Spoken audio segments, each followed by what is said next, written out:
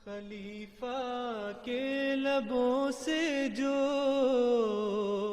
गुलो जौहर बिखरते हैं, खलीफा के लबों से जो गुलो जौहर बिखरते हैं, बड़े अनमोल मोती है ये दौलत हम संभालेंगे। बड़े अनमोल मोती है ये दौलत हम संभालेंगे।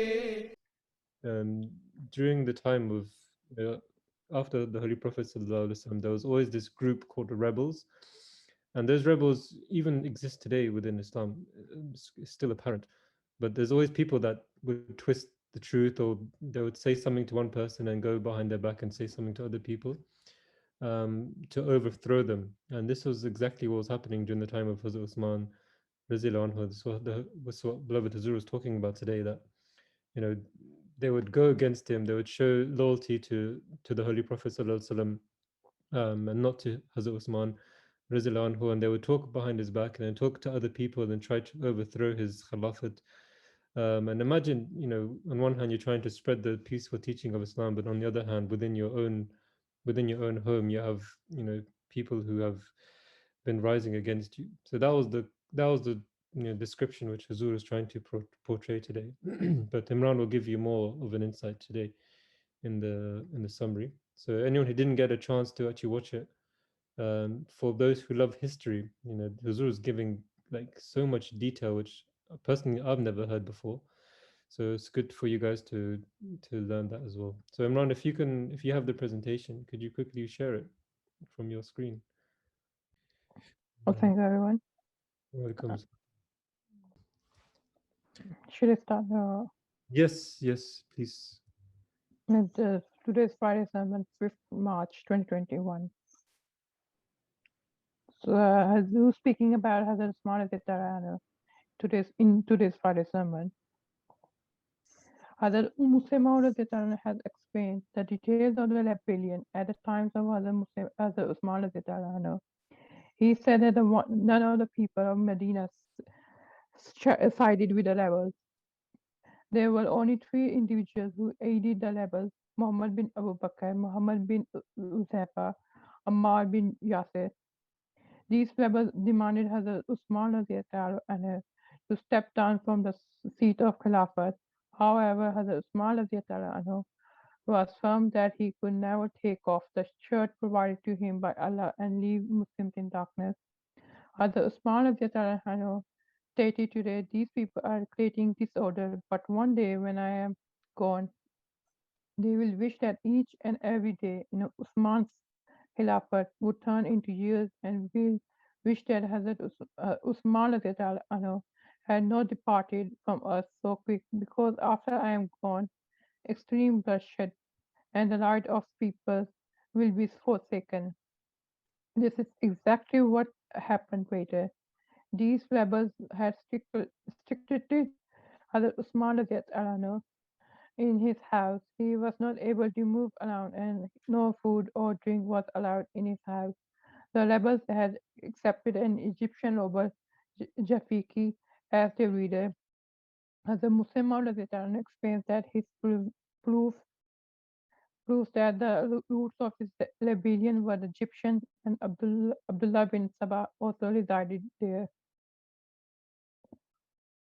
Instead of being an abode of peace, Medina had become a battleground. No one was in peace. Hazrat Ali tried to reason with the rebels and urged them to allow food and water for Hazrat Usman anhu, explaining that their actions are entirely against Islam.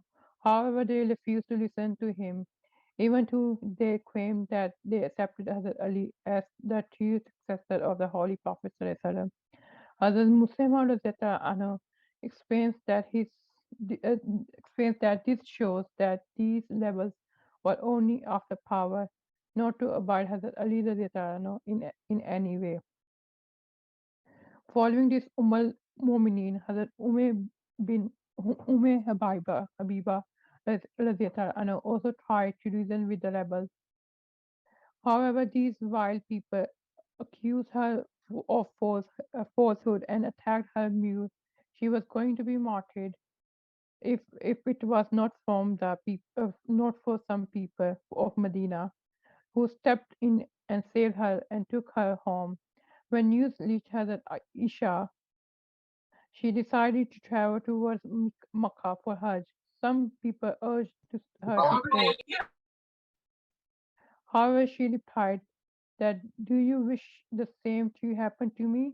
By Allah, I cannot endanger my honor." Before departure, she tried one last plot against the rebels. She sent a message to her brother Muhammad bin Abu Bakr to accompany her to Makkah. He was one of the main conspirators against Hazrat Usman. However, he refused. Given the circumstances, Hazrat Usman radiallahu anhu wrote a letter to governors of various provinces. He wrote that I was given the office of Khilafat without any personal desire. Thereafter, I acted as the previous caliphs and did not innovate anything. However, evil has taken root in the hearts of some people, and they started a rebellion against me. I stayed quiet, but these people continued in their aggressions. You should arrange for my help. Similarly, Hazrat Usman issued a message for people coming for Hajj. He said that I remind you of the blessings of Allah upon you. Some people are engaged in mutiny during these days. I have been accepting their demand and that governors and that the governors of provinces should be changed, but they still have not backed away. The reality is that they wish to destroy the Muslim Ummah. This letter of Hazrat Usman radiallahu anhu was openly laid out at the Hajj. People decided that they will go forth for jihad after performing Hajj in order to put an end to this insurrection of Egyptian rebels. Similar decisions were made by Muslims of various other religions. The rebels were worried to hear this and decided to attack immediately. If they were hoped to achieve their purpose, Hazrat Usman radiallahu anhu gathered the people of Medina and said that, "O people of Medina, I entrust you to Allah. May Allah provide you a better system of Khilafat after me." At this time, Hazrat Usman radiallahu anhu ordered the people of Medina and urged them for the sake of Allah to go home and stay away from fighting. He repeatedly said, "From these rebels are only against me." Among the companions of Holy Prophet ﷺ, some obeyed this command. However, the rest refused to obey this command, as they considered obedience in this matter to be equivalent to treachery. How can they leave this individual and the Caliph of the Prophet alone in these circumstances? Hence, companions like Hazrat Ali, Hazrat Talha, Hazrat Zubair, and their sons stayed there and continued to fight against the rebels. The details will continue next week. Hazrat Khalifatul Masih says they urged prayers for the enemies of Pakistan. He also announced the funeral prayers of the following four individuals and mentioned some of their many righteous attributes: Muhammad Najib Khan Sahib, Naib Nazir Dawat Allah Qadian, Nazir Ahmad Khadim Sahib, Al Hajj Dr. Mustafa Bhutin Sahib of Ghana, Ghulam Nabi Sahib. Jazakallah. Jazakumullah, Sunal Jaza, mashallah. Very well done, mashallah, Imran.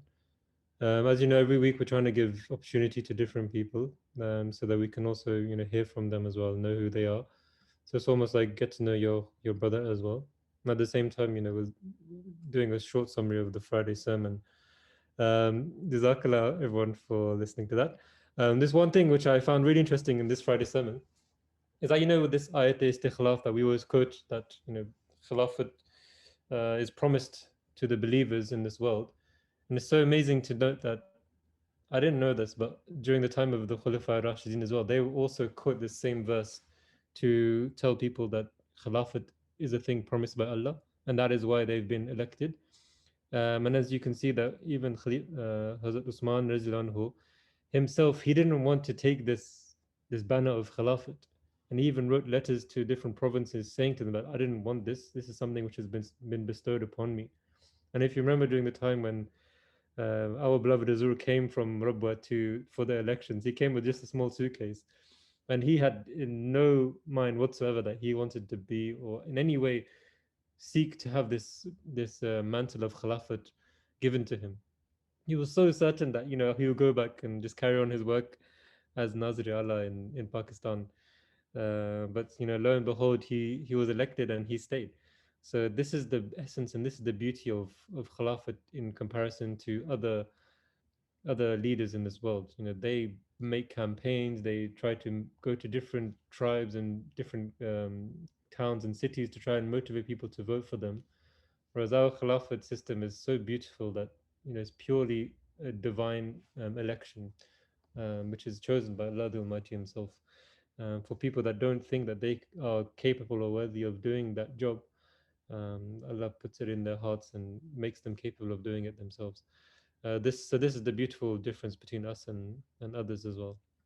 Jazakallah Imran and Kashif for preparing that.